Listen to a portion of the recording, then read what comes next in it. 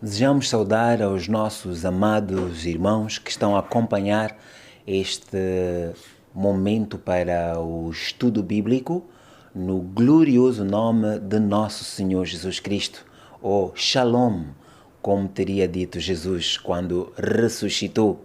Ele disse Shalom, paz, bênção sejam para vocês. Nós vamos trazer aqui um estudo bíblico sobre os dons espirituais. A Bíblia diz na carta aos Efésios, no capítulo 4, este é um livro ou uma carta escrita pelo apóstolo Paulo. Ele escreve à igreja em Éfeso e ele diz assim no capítulo 4, a partir do versículo 3. Há um só corpo e um só espírito, como também fostes chamados em uma só esperança da vossa vocação, um só Senhor, uma só fé, um só batismo, um só Deus e Pai de todos, o qual é sobre todos e por todos e em todos. Mas a graça foi dada a cada um de nós segundo a medida do dom de Cristo. Pelo que diz, subindo ao alto, levou cativo o cativeiro e deu dons aos homens. Ora, isto ele subiu, que é, senão que também antes tinha descido às partes mais baixas da terra. Aquele que desceu é também o mesmo que subiu, acima de todos os céus, para cumprir todas as coisas. Versículo 11. E ele mesmo deu uns para apóstolos e outros para profetas, e outros para evangelistas, e outros para pastores e doutores, querendo o aperfeiçoamento dos santos para a obra do ministério, para a edificação do corpo de Cristo, até que todos cheguemos à unidade da fé e ao conhecimento do Filho de Deus, a varão perfeito, à medida da estatura completa de Cristo, para que não sejamos mais meninos inconstantes, levados em roda por todo o vento de doutrina, pelo engano dos homens que com astúcia enganam fraudulosamente. Antes, seguindo a verdade em amor, cresçamos em tudo naquele que é a cabeça, Cristo, da qual todo o corpo, bem ajustado, segundo a justa operação de cada parte, faz o aumento do corpo para a sua edificação em amor.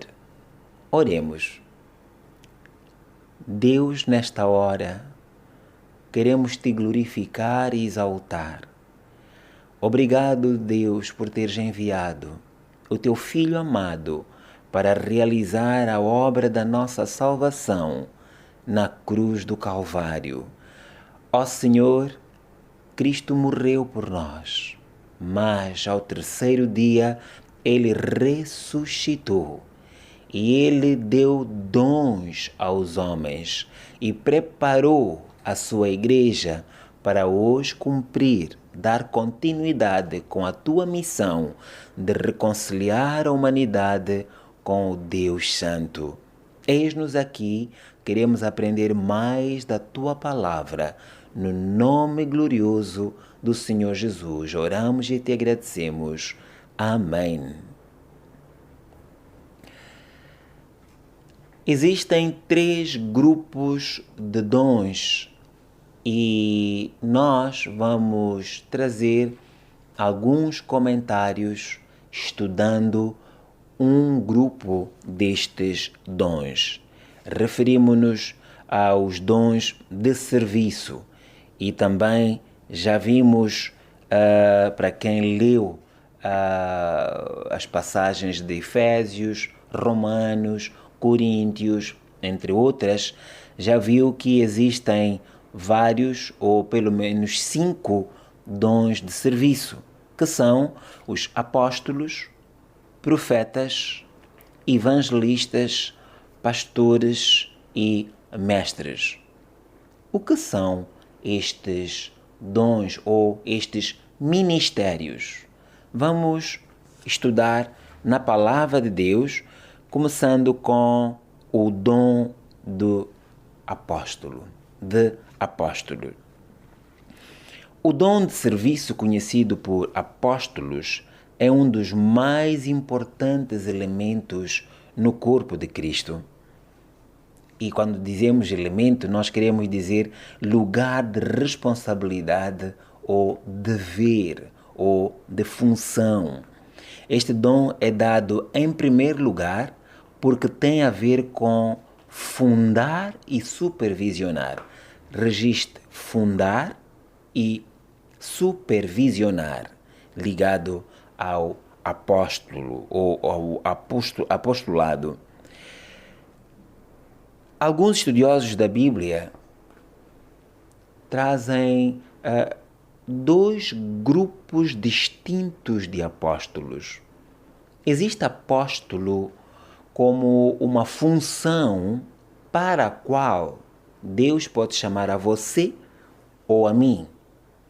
E existe apóstolo como um chamado específico que foi para apenas 12 homens que andaram durante 3 anos e meio com Jesus.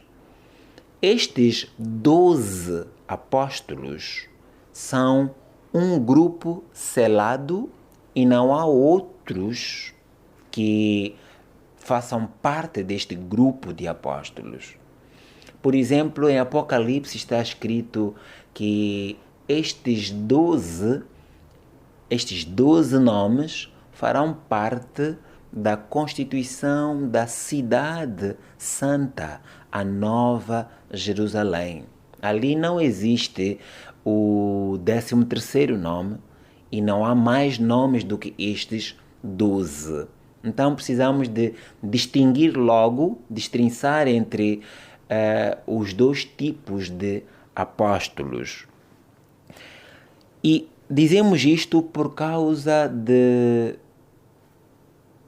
pelo menos 2 nomes que às vezes confundem a nossa análise. Alguns acham que o apóstolo Paulo substitui Judas Iscariotes, um dos 12 apóstolos que foi aquele que traiu a Jesus perto da Páscoa. Ora, este Judas Iscariotes, segundo nós acreditamos, não foi substituído por Paulo. E sim, como está escrito em Atos, como registrou Lucas, foi substituído por Matias. Matias foi o homem que substituiu a Judas Iscariotes. Alguns argumentos que existem, alguns argumentam que não pode ter sido Matias por 2 motivos. Em primeiro lugar, porque tiveram que lançar sortes para descobrir quem era este que ia substituir a Judas.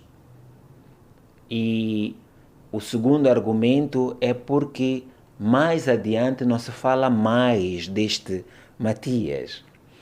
Ora, se olharmos com atenção, este homem foi escolhido assim porque esta era uma prática que havia desde o Antigo Testamento. Recorde-se que, neste momento em que foi escolhido o substituto de Judas, o Espírito Santo ainda não havia descido sobre a igreja. Então eles ainda eram guiados pelo método que havia no Antigo Testamento. Portanto, dizer que o facto de ter sido feita esta escolha assim, lançando sortes, não é Portanto, é a prova de que Matias não vem a substituir Judas, não tem muito respaldo bíblico. Além do mais, eles oraram antes, quando foram escolher a Matias. E Jesus disse que se nós pedirmos um ovo ao nosso Pai, Ele não nos vai dar um escorpião. Se lhe pedirmos um peixe, não nos vai dar uma serpente, etc. Eles, homens de Deus, santos de Deus, juntos oraram, clamaram a Deus e Deus orientou-lhes por aquele método. Mas quando veio o Espírito Santo, daí em diante já não usavam esse métodos. Este método era o Espírito Santo que orientava a igreja, como aconteceu com Barnabé e outros mais. O Espírito Santo disse explicitamente a quem queria que fosse fazer uma determinada obra. O segundo argumento, que é de que depois não se fala mais de Matias, ora, não é só de Matias que o livro de Atos não fala mais lá mais adiante. Havia entre os apóstolos aqueles que mais se destacavam pelas suas atividades. Por outro lado, Paulo é um apóstolo especial, diferente destes apóstolos. Diferente em termos de missão.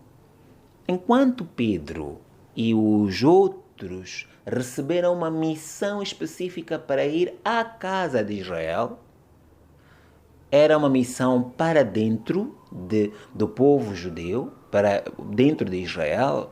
Paulo tinha uma missão diferente. O chamado dele, e ele mesmo em quase todas as suas epístolas, ele diz: Paulo, apóstolo aos gentios, os não-judeus, como eu. Então, Paulo é diferente na sua chamada, na sua missão. Ele é apóstolo. Ele tem valor como outro.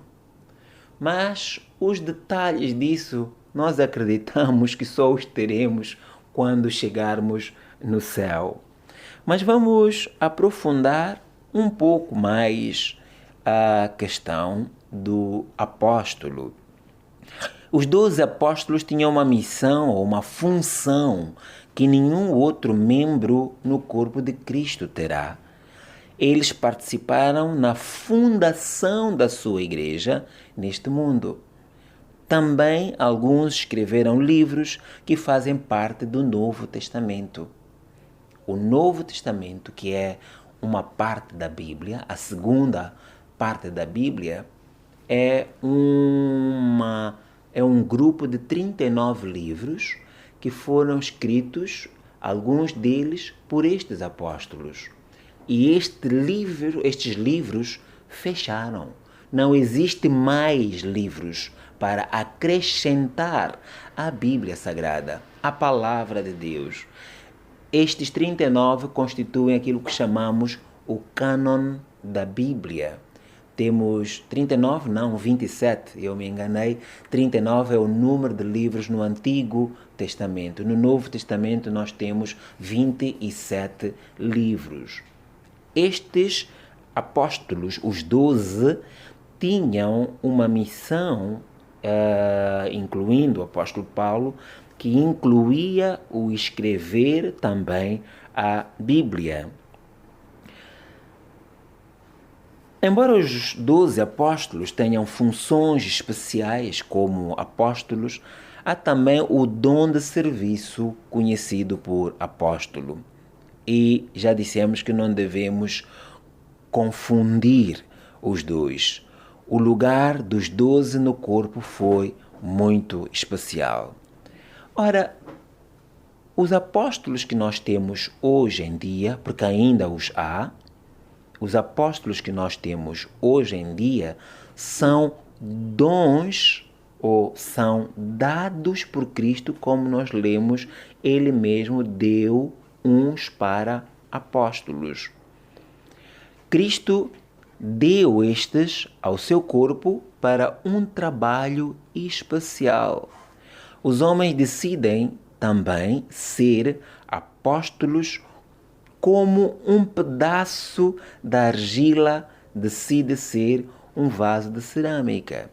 Isto é, nós buscamos os dons, nós aceitamos ou não seguir um certo chamado ou um certo ministério, um dom que Deus nos dá. Paulo diz: buscai todos os dons. Em Apocalipse capítulo 2, versículo 2, nós vemos que os apóstolos são consagrados como tal pelos homens. E eles podem não ser também apóstolos. E puseste à prova os que dizem ser apóstolos e o não são, e tu os achaste mentirosos. Está escrito em Apocalipse 2:2. Nós podemos buscar da parte de Deus, depois de termos esta chamada da parte de Deus, nós respondemos a Deus ou não. Assim como podemos enganar, mentir que temos este dom quando não o temos. E aqui o anjo da igreja que vem aqui em Apocalipse capítulo 2 colocou à prova alguns que se diziam apóstolos e viu que eles não eram apóstolos. Então é preciso uma confirmação, sim, da igreja. Uma confirmação dos homens e mulheres de Deus. Mas qual é o significado? Para podermos compreender melhor. A palavra significado a palavra apóstolo significa enviar. Enviar. Registre enviar. Tanto Mateus como Marcos usam a palavra apóstolo apenas uma vez, em Mateus 10:2 e em Marcos 6:30. Em cada caso, a palavra indica um tipo especial de trabalho, que é o trabalho de um missionário. É assim que os 12 apóstolos, como dom de apóstolos, são semelhantes. Amém? Louvado seja o santo nome do Senhor Jesus. Mas qual é o propósito? O propósito o trabalho é estabelecer o fundamento de uma nova parte do corpo, edificar o corpo e zelar por ele. Isso faz parte do trabalho de um apóstolo. Conforme lemos em Efésios capítulo 4, versículo 12, querendo o aperfeiçoamento dos santos para a obra do ministério, para a edificação do corpo de Cristo. Vejamos algumas das escolas do apóstolo. Normalmente um apóstolo passa por sofrimento, como vemos em Atos 9:16. Eu lhe mostrarei quanto deve padecer pelo meu nome. Crescimento, como vem em Lucas 2:52, crescia Jesus em sabedoria, em estatura, em graça para com Deus e os homens. Crescia significava aumentava. Assim também, o homem de Deus precisa de desenvolver-se. Saulo, que era o nome anterior de Paulo, esforçava-se muito mais. Encontramos em Atos capítulo 9, versículo 22, que era para aumentar, para crescer, para desenvolver-se. O apóstolo tem que se desenvolver. Você amanhã tem que ser melhor do que hoje, assim como hoje tem que ter sido melhor do que ontem. Você tem que desenvolver. A outra escola é do aprendizado.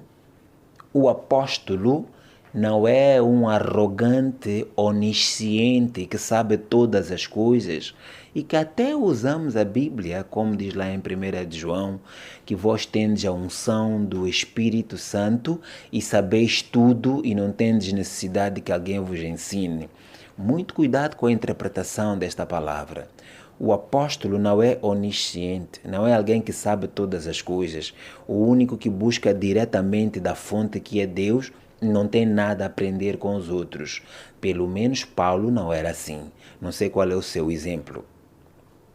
Em Gálatas capítulo 1, versículos 16 a 17, está escrito que Paulo, depois de ser chamado, ele tornou-se um apóstolo e foi 3 anos aprender no deserto.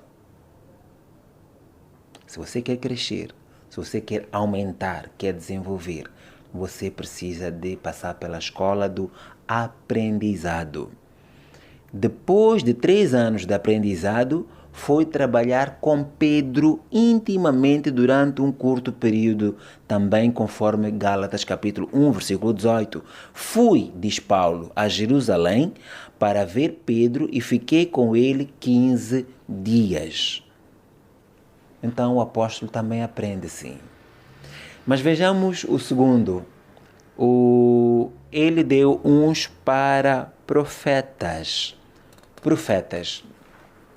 O profeta, em certo sentido, este dom é dado à igreja, ao corpo de Cristo, que é o dom de serviço chamado profeta. Mas, no outro sentido, a pessoa chamada profeta é que é o receptor específico. O profeta tanto é chamado como preparado para se tornar o dom de Cristo para o corpo. Lembre-se que todos nós temos uma função no corpo de Cristo e não temos todos a mesma função. Romanos 9:20 diz: porventura, a coisa formada dirá ao que a formou, por que fizeste assim? Não temos. Deus coloca cada um de nós onde quer, como quer e para os propósitos que Ele tem. Lembre-se que a igreja é de Jesus e não nossa. Nós não temos igreja. Qualquer coisa que nós tenhamos que seja nossa, que chamemos de igreja, é um clube, uma equipa, uma empresa, alguma outra coisa. Uma organização filantrópica menos igreja. Nós fomos chamados para cuidar dos homens e mulheres que Deus colocou naquela congregação, naquela igreja local onde nos encontramos. Mas a igreja é de Cristo Jesus.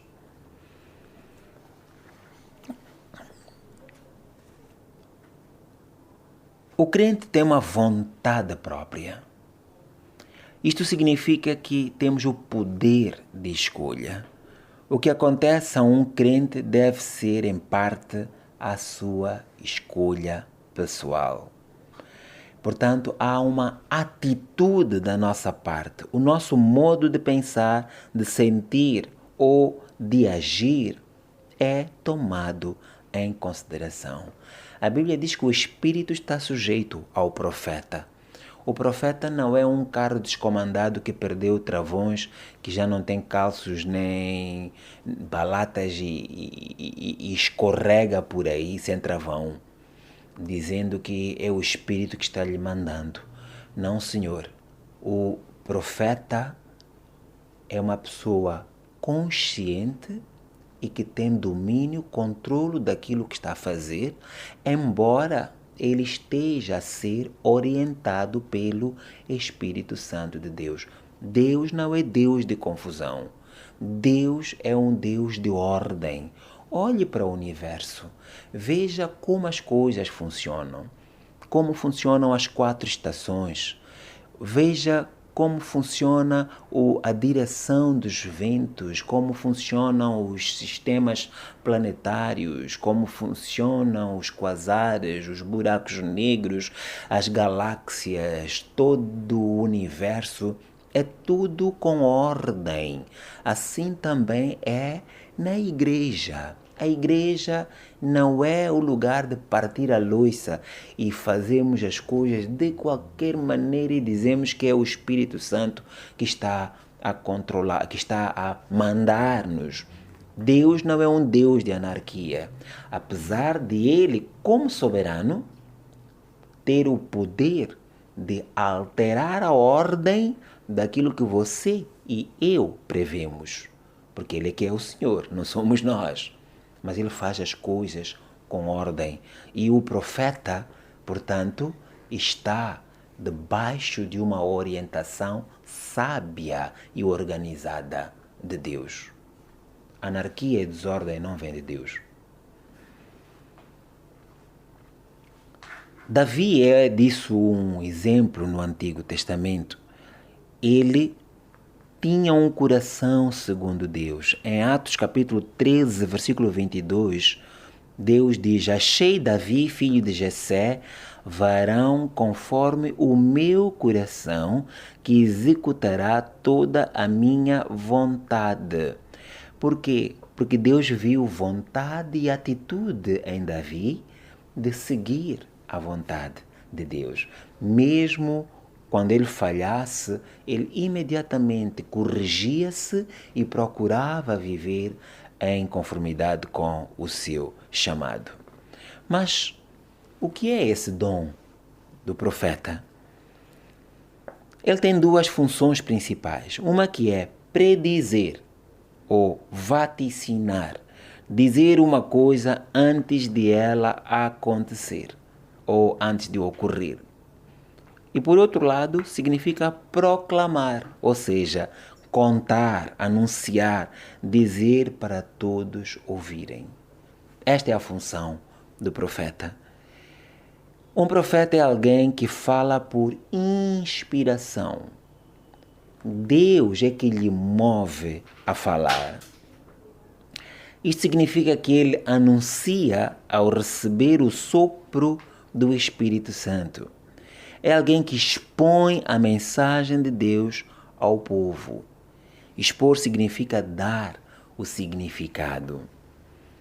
Alguém fala como profeta só quando dá o significado da mensagem de Deus, como é dada pelo Espírito Santo. Um profeta é alguém que prediz e é alguém que proclama.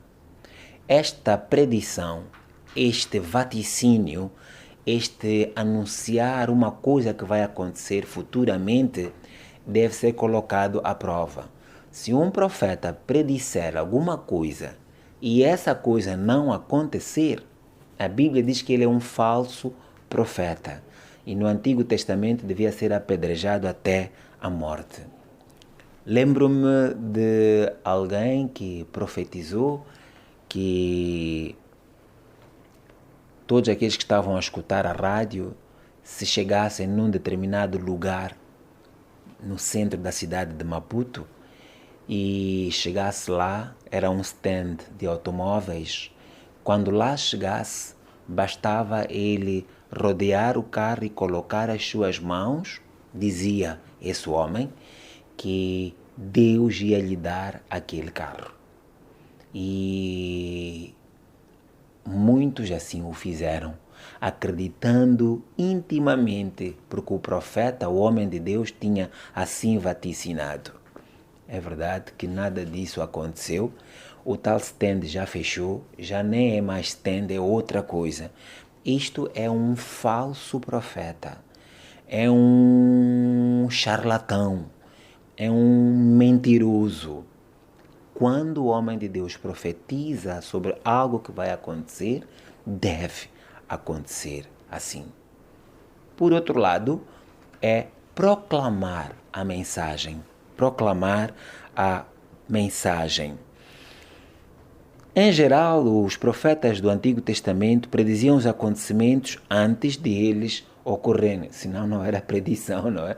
Não podemos predizer uma coisa que já aconteceu.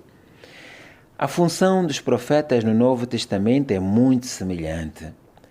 Eles também apresentam ao povo a mensagem de Deus e depois dão o seu significado.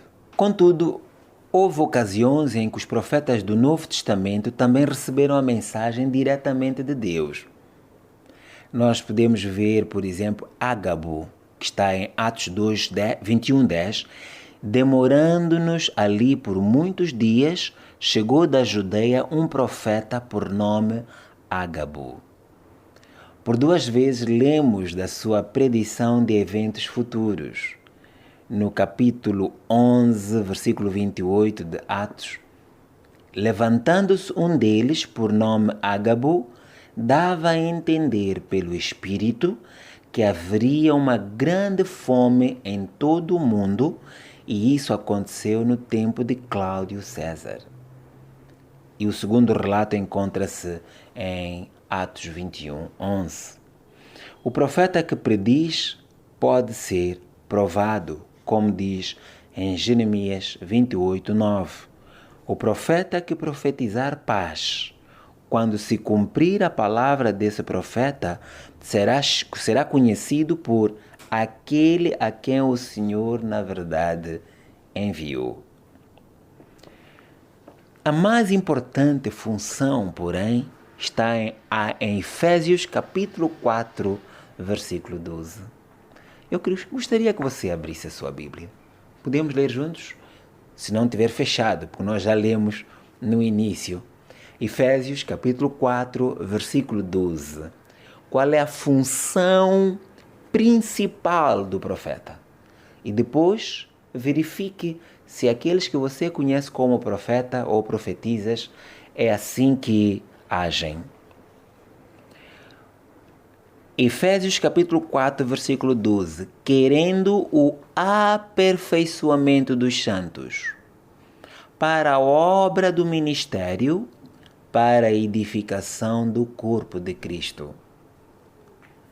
Querendo o aperfeiçoamento dos santos, para a obra do ministério, para a edificação do corpo de Cristo. Todo aquele que é guiado pelo Espírito Santo tem isto como seu propósito: ajudar o povo de Deus a preparar-se para o serviço cristão, que é a obra do ministério. Quando as pessoas sentem o Espírito Santo agir nas suas vidas, elas querem aprender mais e mais a servi-lo. Aprendem do Espírito de quem vem a mensagem. Amém? Como é que o profeta se desenvolve? Qual é a escola do profeta? Número 1, oração diária. A oração ajuda a conhecer quando é movido pelo Espírito Santo. Um jovem foi ter com o pastor e disse: pastor, eu estou muito feliz com aquilo que aconteceu, pastor. O pastor perguntou o que aconteceu. Deus falou comigo. O pastor disse: misericórdia! Você está há tanto tempo na igreja e é só hoje que Deus falou consigo? Deve ser normal nas nossas vidas Deus falar conosco. Mas para Deus falar conosco, nós temos que ter um tempo com Deus. E esse tempo com Deus não é o tempo com o telemóvel, não é o tempo na internet, é o tempo de oração. Então a escola do profeta é a oração diária. 2 é o conhecimento da palavra de Deus.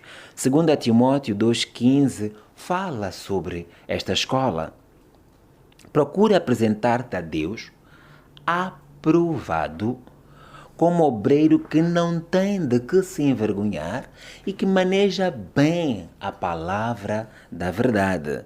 Um profeta é um mestre quando proclama a mensagem de Deus. E a terceira escola dele é da prática, usar o dom. Quando você vive em constante oração, lendo e meditando na palavra, logo surge a oportunidade para você usar. E nesse momento o Espírito Santo vai lhe usar para trazer uma palavra. Bem, para você que agora só é que está a acompanhar este estudo, nós estamos a falar sobre os dons de serviço. Já falamos do apóstolo e acabamos agora de falar do profeta. Vamos ao outro grupo, que é do evangelista ou os evangelistas. Se você está aí com a sua esposa, com os seus filhos, com a sua família, dê um beijinho, dê um abraço, diga: Vamos continuar a buscar ao Senhor, a leitura da Sua palavra, vamos estimular-nos uns aos outros para a prática das boas obras. Estimule o seu companheiro, a pessoa que está aí consigo, a buscar de Deus a chamada que Deus tem para ele, certo? Ora, vamos ver evangelistas. Ele deu uns para evangelistas. Agora aprenderemos um pouco mais sobre este outro dom, para que cresçamos em tudo naquele que é a cabeça, Cristo Jesus. Efésios 4:15. E em Colossenses 2:19 está escrito que a cabeça da qual todo o corpo provido organizado pelas juntas e ligaduras vai crescendo em aumento de Deus. Então, nós queremos crescer. A cabeça, que é Jesus, conhece as necessidades do corpo. A cabeça vê se as necessidades do corpo estão a ser satisfeitas.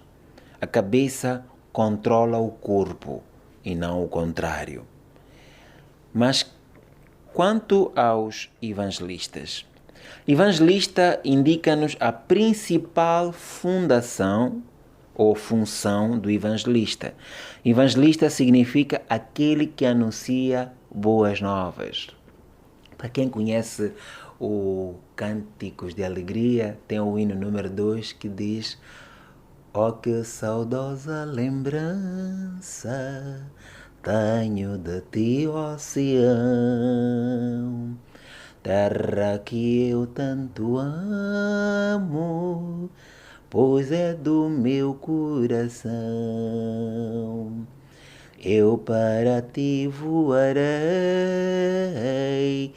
quando o Senhor meu voltar, pois ele foi para o céu e breve vem me buscar. Sim, eu porfiarei por essa terra de além." Falando de nós proclamarmos esta mensagem, a mensagem de esperança, a mensagem do Evangelho. Evangelista é aquele que anuncia as boas novas. Há muitas boas novas, existem muitas histórias, muitas anedotas, muitas piadas, muitas coisas para alegrar as pessoas. Mas as boas novas anunciadas pelo evangelista dizem respeito ao Evangelho. A Bíblia diz: crede no Evangelho. Arrependei-vos e crede no Evangelho. O compromisso do evangelista é com o Evangelho. Não são as teorias da sua cabeça. Paulo dá-nos uma rápida explicação do que é o Evangelho. Em 1 Coríntios capítulo 15, versículos 1 a 4.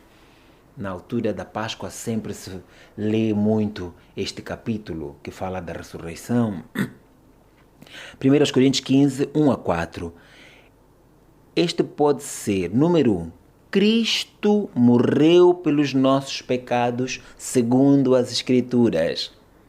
Cristo morreu pelos nossos pecados segundo as Escrituras. Número 2, ele foi sepultado. E nós, através do batismo, também fomos sepultados com ele. Ele foi sepultado. Em terceiro lugar, ele ressuscitou ao terceiro dia, segundo as Escrituras. E porque ele morreu, em Gálatas 2:20 está escrito: já estou crucificado com Cristo e vivo não mais eu, mas Cristo vive em mim. A vida que agora vivo na carne, vivo na fé do Filho de Deus, o qual me amou e se entregou a si mesmo por mim. Nós morremos com ele. No batismo nós nos identificamos com a morte dele. E somos sepultados. Quando nós pegamos no novo convertido e o mergulhamos na água, é para simbolizar o sepultamento com Cristo, porque Cristo foi sepultado. É muito importante saber isso. Ele foi sepultado. Ele não foi como Enoque que foi transladado, não, ele morreu e foi sepultado, segundo as Escrituras. Mas em terceiro lugar, ele ressurgiu ao terceiro dia. O Evangelho prega estas verdades. Nenhuma das três pode ser afastada ou diminuída. Embora a principal função do evangelista seja anunciar o Evangelho, ele tem uma outra tarefa. Em geral, entende-se anunciar o Evangelho aos não crentes. Não é pegar numa fisga, entrar na igreja e começar a caçar crentes, andar a roubar crentes da igreja para ir fundar a minha igreja. Esse não é o trabalho do evangelista, esse é o trabalho do lobo, é o trabalho do usurpador, é o trabalho do ladrão. A Bíblia nos diz que nós não queremos trabalhar no campo alheio. Deixa os crentes naquela igreja e vai evangelizar os não crentes para que eles recebam a salvação, aceitem a Cristo. Não pesque no aquário. Ao falar dos dons de serviço, coloca sobre os evangelistas a responsabilidade de, conforme Efésios 4:12, preparar santos para a obra do ministério, para a edificação do corpo de Cristo. Vamos ver alguns exemplos. A função de Filipe como evangelista. Número 1, Atos 8:5. Eu darei depois as passagens. Filipe, o que fez? Ele foi a Samaria e pregou a Cristo. Ele foi ao povo e realizou milagres. Ele trouxe alegria e gozo à cidade, conforme Atos 8:8. Batizou os que creram, Atos 8:12. Obedeceu ao Senhor em relação ao local onde devia pregar, mesmo capítulo, versículos 26 a 27. Recebeu instruções definidas do Espírito Santo, versículo 29. 30 a 35. Compartilhou o Evangelho com o indivíduo solitário. Versículo 40. Pregou o Evangelho em muitas cidades. Atos 21:9. Evangelizou a sua própria família. Está aqui o exemplo de um evangelista. Bem claro, não é? Vamos ver mais um exemplo, que é de Estevão. Estevão realizou milagres e maravilhas entre o povo. Atos 6:8. Agiu com grande sabedoria e no poder do Espírito Santo. Versículo 10. Agiu de uma maneira correta quando perseguido. Versículo 15. Pregou a palavra de Deus sem rodeios e com poder. Capítulo 7, 2 a 53. Apresentou a verdade ousadamente, embora isso lhe tenha custado a vida. 51 a 53. Perdoou aos seus assassinos. Versículo 60. Tornou-se o primeiro mártir da igreja. 54 a 60. Ele fez a obra de um evangelista. E Paulo diz o mesmo para o seu filho na fé, Timóteo. Em 2 Timóteo 4:5, faz a obra de um evangelista. Qual é a escola do evangelista? Em primeiro lugar, muita oração. Está escrito em Atos 6:4, mas nós perseveraremos na oração e no ministério da palavra. Atos 3:2 e 10:9 também dizem isso. A outra escola, muito estudo da palavra de Deus, conforme Efésios 6:17 e 2 Timóteo 2:15. Número 3, muito estudo para ouvir e obedecer à voz de Deus. Esta orientação do Espírito Santo vem descrita em Atos 8:29, 9, 10 a 17 e 19, 6 a 11. E, finalmente, muita evangelização. Deus deu uns para apóstolos, outros para profetas, outros para evangelistas. E finalmente nós vamos juntar pastores e mestres. Lembre-se que Cristo é cabeça da igreja, sendo Ele próprio o Salvador do corpo. Salvador significa libertador. Ele liberta da ignorância, que é o maior obstáculo à fé. Ele liberta do egocentrismo e nos faz cristocêntricos, centralizados em Cristo. E Ele liberta-nos das tentações. O Senhor não retarda a sua promessa, ainda que alguns a tenham por tardia, mas é longânimo para convosco, não querendo que alguns se percam, senão que todos venham a arrepender-se. Lemos isso em 2 Pedro, capítulo 3, versículo 9. O que são estes dons, ou o que é este dom? Pois bem, nós juntamos isto porque alguns estudiosos da Bíblia preferem juntar os dois ministérios, os dois dons, apesar de acharmos que são coisas distintas. Mas as palavras aqui significam pastor com um ministério de ensino. Em Efésios capítulo 4, versículos 11 a 12, outros para pastores e doutores, para a obra do ministério, para a edificação do corpo de Cristo. Vários dos livros do Novo Testamento, no seu todo, são destinados especialmente a pastores. Chamam-se epístolas pastorais. Quais são as funções do pastor e professor ou mestre? Em primeiro lugar, o pastor ama as suas ovelhas e está pronto a dar a sua vida por elas. João capítulo 10, versículos 11 a 15, onde o nosso sumo pastor, Jesus Cristo, nos dá o exemplo. O pastor ama as suas ovelhas e está pronto a dar a sua vida pelas ovelhas. Não é como quando eu era mais menino lá em Ambane e brincava em cima dos cabritos e fazia deles uns cavalinhos. O pastor não foi chamado para abusar das ovelhas.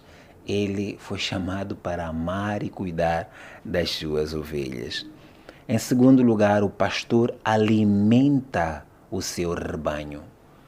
O pastor alimenta o seu rebanho. Simão, amas-me?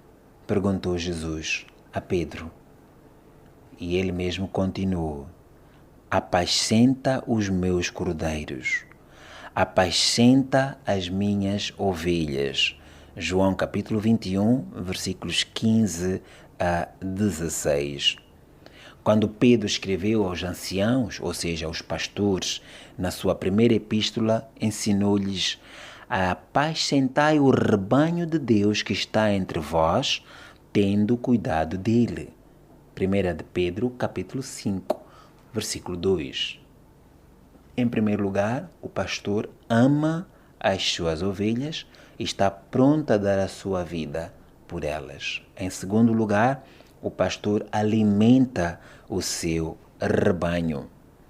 Cordeiros seriam os novos convertidos, né? Os crentes mais novos que precisam do leite da palavra para crescer, como diz em 1 de Pedro 2,2, Hebreus 5,13, mas para as ovelhas mais crescidas há o alimento sólido, como 1 Coríntios 3, 1 a 2 e Hebreus 5, versículo 14. Paulo escreve a Timóteo, que era um pastor, mestre ou professor, e diz assim: e o que de mim, entre muitas testemunhas, ouviste, confia-o a homens fiéis, que sejam idôneos para também ensinarem os outros. 2 Timóteo 2,2. Várias outras passagens dizem: manda estas coisas e ensina-as. Isto ensina e exorta. 6,2.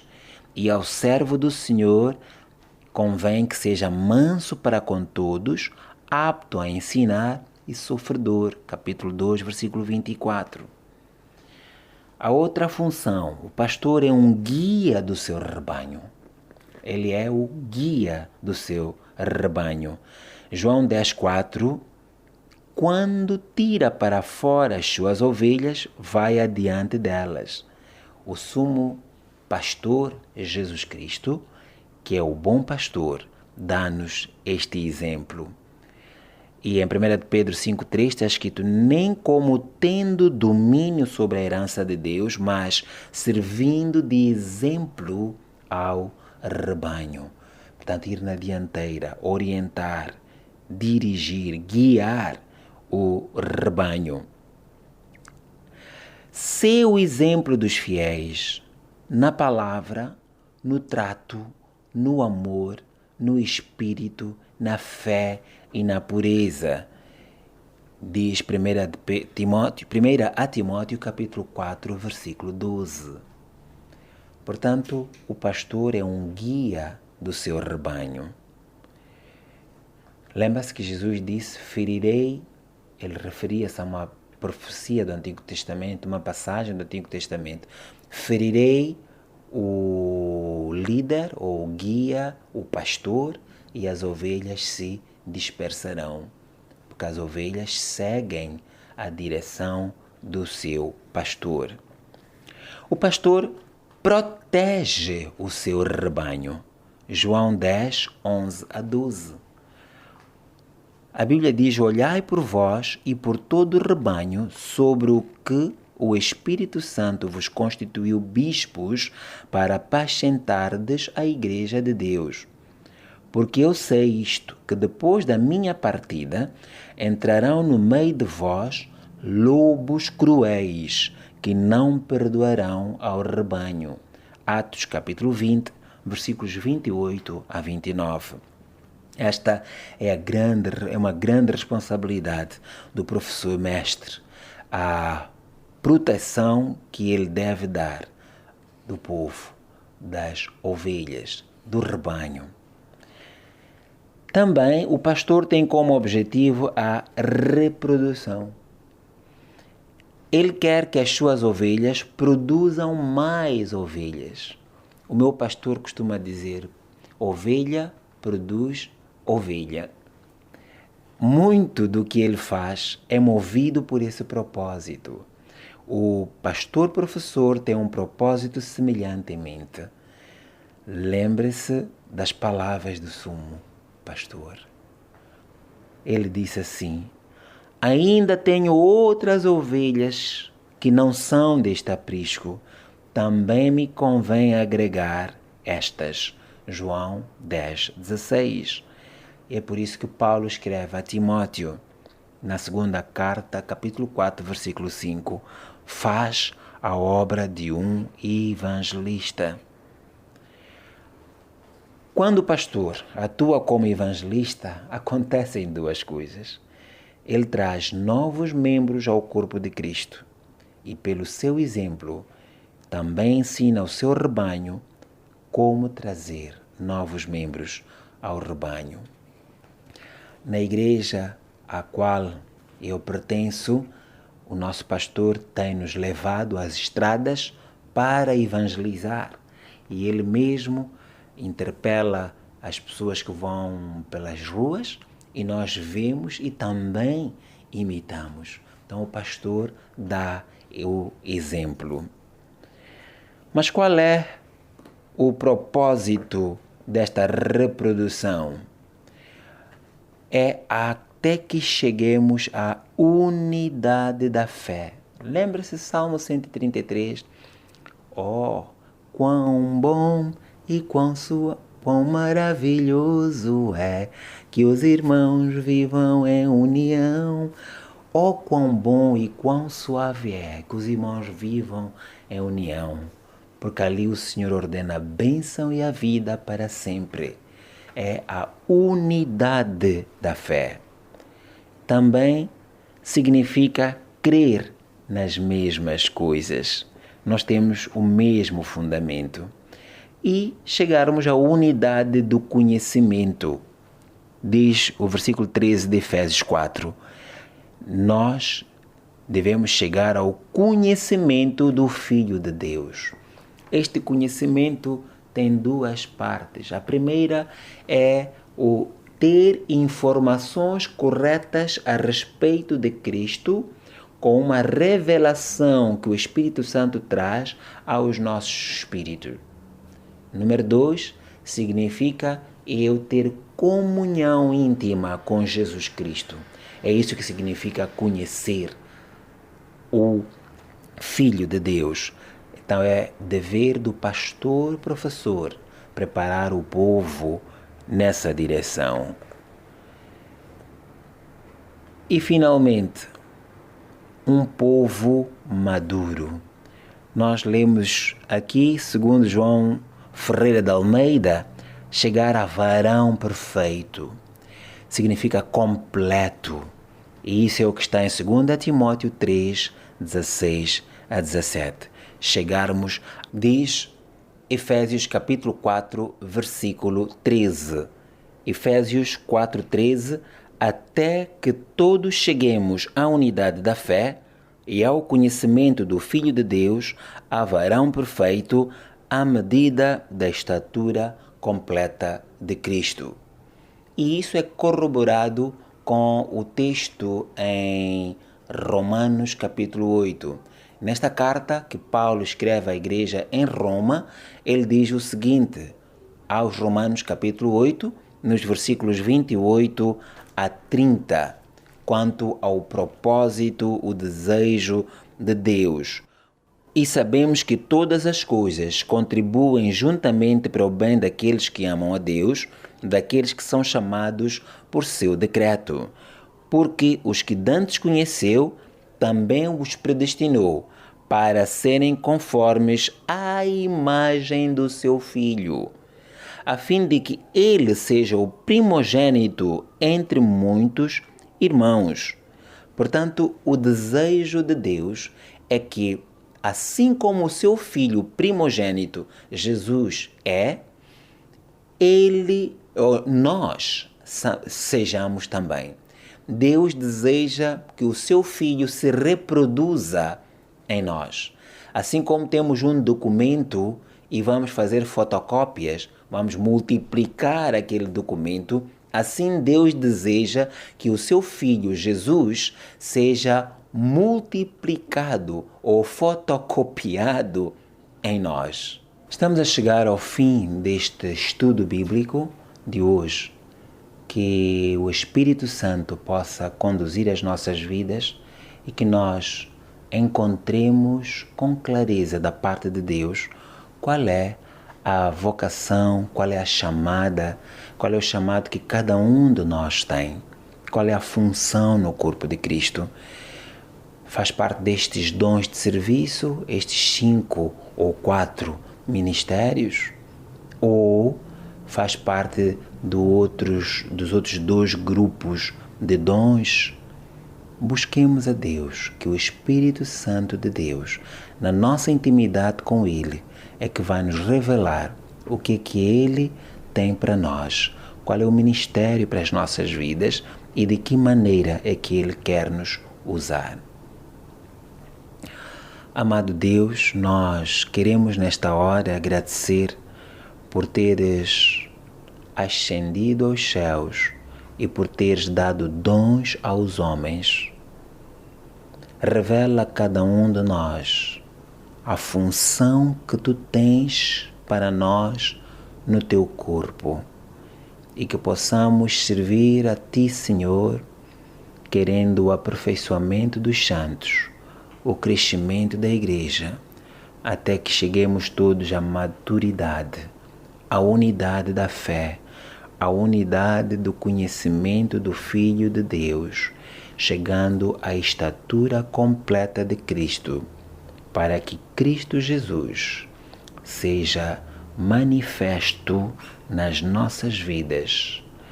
Infunde em nós, imprime em nós que esta imagem da pessoa bendita de Cristo, de tal modo que todos aqueles que olhem para nós possam ver Cristo espelhado nas nossas ações, nas nossas atitudes, no nosso comportamento, na nossa palavra, na nossa ministração, nas nossas atitudes, na maneira como nós nos conduzimos nesta geração. Ajuda, Senhor, a cada um de nós. Abençoa os nossos apóstolos, abençoa os nossos profetas e profetisas.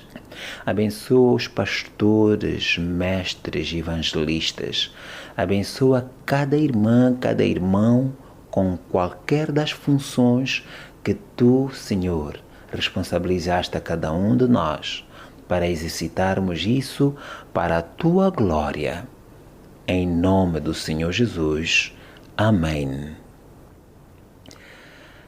Muito obrigado pelo tempo que você tirou para juntos lermos a palavra de Deus. Continue a orar, continue a buscar a direção de Deus para que você tenha muito mais diretamente dele e não se apoie apenas naquilo que os homens falam.